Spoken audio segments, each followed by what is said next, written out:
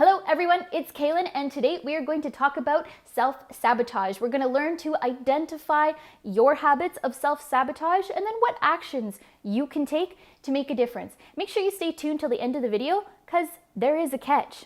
So the first little nugget of wisdom I'm going to throw at you is that self-sabotage is actually a defense and protection mechanism. It's your body and brain's way of keeping you safe from change, even positive change, though we know rationally it's good for us. If a stress response is triggered in our body, your brain's job is to keep you safe. But that's something we're learning to have to override. So the first step is learning to identify, in my opinion. These are all my steps that I made up. So you need to ask yourself 3 what questions.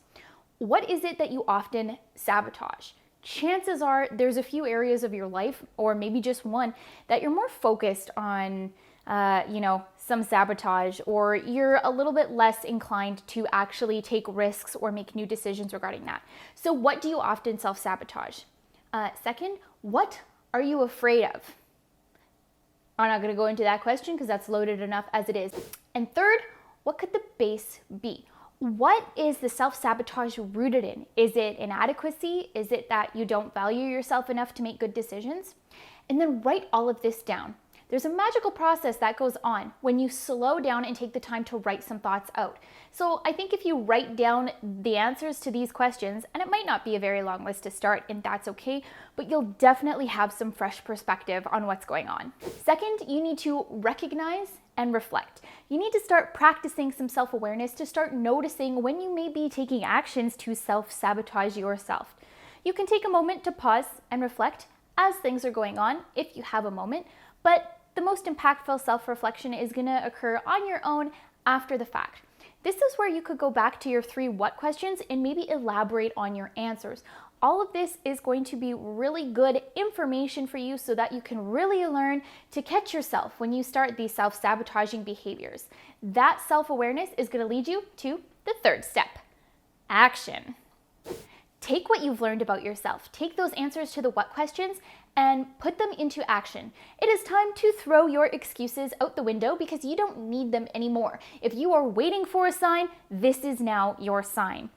It's not a bad thing to be afraid. Fear can actually give us a lot of really good information, but you are on an adventure and fear does not get to decide how this adventure is going to go for you. These are good decisions that you are making for yourself. You don't need to be self-sabotaging them anymore because you are more than capable.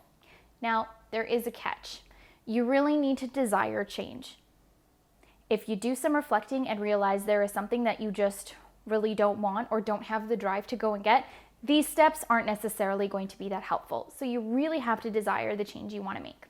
In conclusion, change is scary. Even positive change triggers a stress response in our bodies, and that sends the signal to our brain to maybe just stay put where we are or make sure no action happens so that we can stay in the place that we're at. We live in a day and age where I think we are comfortably uncomfortable. And that's where self-sabotage and learning to identify what your methods of self-sabotage are can be so pivotal to actually changing your life and making really good decisions for yourselves or positive changes in your life that really bring you into a better and more beautiful life. And in this day and age, with everything going on in the world, in a rapidly evolving world, isn't it actually less risky to take risks? You don't want to be bored. Go have an adventure. We'll see you next week. Make sure you like, share, and subscribe if you like what you saw today. And if you have any requests for anything you want to see, comment down below. See you soon.